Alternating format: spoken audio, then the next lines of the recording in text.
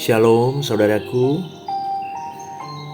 Renungan Suara Kebenaran 10 Februari 2024 dengan tema Selalu Terhubung. Kita secara pribadi harus mengalami perjumpaan dengan Allah yang tidak kelihatan. Perjumpaan yang benar-benar kita rasakan.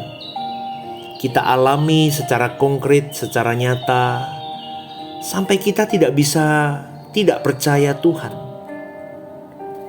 Hidup kita dilingkupi oleh kehadiran Tuhan.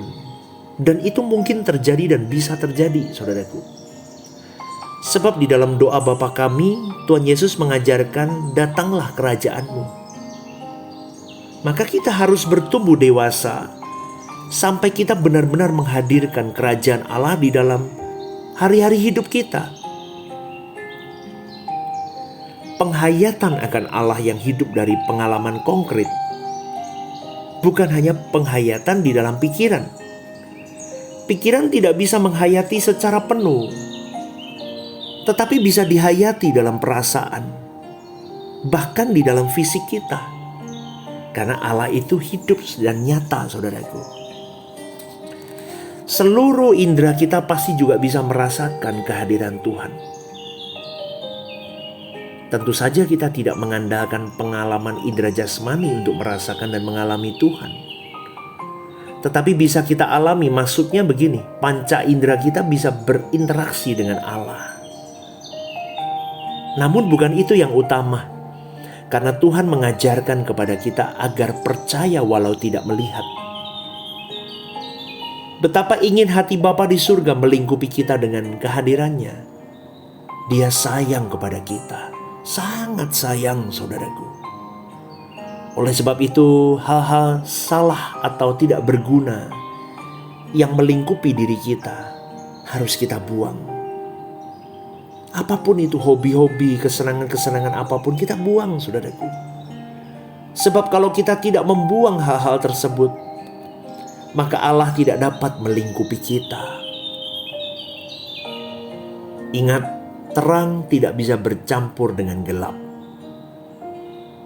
Tuhan juga berkata di dalam Matius 6 ayat 24, kita tidak dapat mengabdi kepada dua tuan. Kita harus mengabdi kepada Tuhan saja. Titik, saudaraku. Tidak ada bagian sekecil apapun untuk yang lain, karena Tuhan menghendaki jangan ada padamu Allah lain di hadapanku. Artinya apa? Jangan beri ruang sejengkal pun untuk yang lain. Kalau kita menyembah Elohim Yahweh Allah Bapa kita hanya menyembah Dia. Artinya kita harus memberi nilai tinggi kepada Tuhan. Kita mengagungkan Dia lebih dari kita menghargai apapun dan siapapun. Bahkan penghargaan kita kepada seseorang atau sesuatu itu pun karena Tuhan juga. Sebagaimana ayat yang mengatakan, jadi baik kita makan atau minum atau melakukan sesuatu yang lain, kita lakukan semua untuk kemuliaan Allah. Bapa ingin kehadirannya kita rasakan. Sungguh, saudaraku, Bapa ingin kita berjalan bersama dengan Dia. Bukan hanya waktu kita di gereja atau hanya pada waktu kita berdoa, tetapi setiap waktu dimanapun kita berada. Sebab tubuh kita ini adalah bait roh Allah. Kalau tubuh kita adalah bait roh Allah, maka ada ruang Maha Kudus di dalamnya. Artinya ada perjumpaan antara kita dengan Allah secara terus-menerus. Kalau dulu kita tidak sungguh-sungguh, ada wilayah-wilayah yang blank spot yang tidak ada sinyal. Kita tidak tersambung, kita tidak terconnecting dengan baik. Tapi sekarang berjuang untuk tidak boleh ada blank spot, saudaraku. Dimanapun kita berada, kita selalu terhubung dengan Tuhan. Sebab Tuhan sendiri berjanji, aku menyertai kamu senantiasa. Tidak ada tempat di mana Allah tidak hadir, dan tidak ada tempat atau waktu di mana Allah tidak menyertai kita, saudaraku. Dia selalu menyertai kita. Oleh karenanya ia disebut sebagai Immanuel, orang yang bersama dengan Allah senantiasa setiap waktu adalah orang-orang yang layak masuk kerajaan surga. Orang yang setengah-setengah, orang yang muncul tenggelam, orang yang tidak tetap tinggal di dalam Tuhan, tidak mungkin dilayakkan Tuhan tinggal bersama dengan dia. Apalagi mereka yang tidak hidup di dalam hadirat Allah.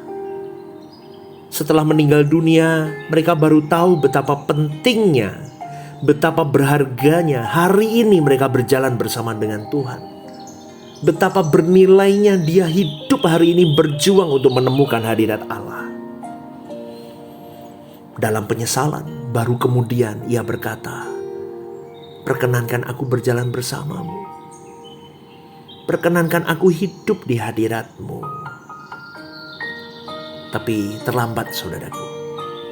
Tidak ada lagi waktu, tidak ada lagi kesempatan. Jadi selagi kita hidup di muka bumi ini, kita serius, kita mau benar-benar membangun relasi dengan Tuhan yang baik.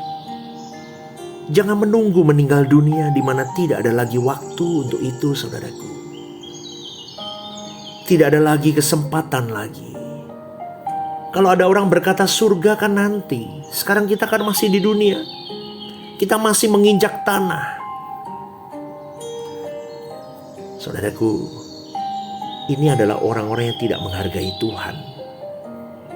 Biasa orang seperti itu hidup di muka bumi, dia suka-suka dia sendiri.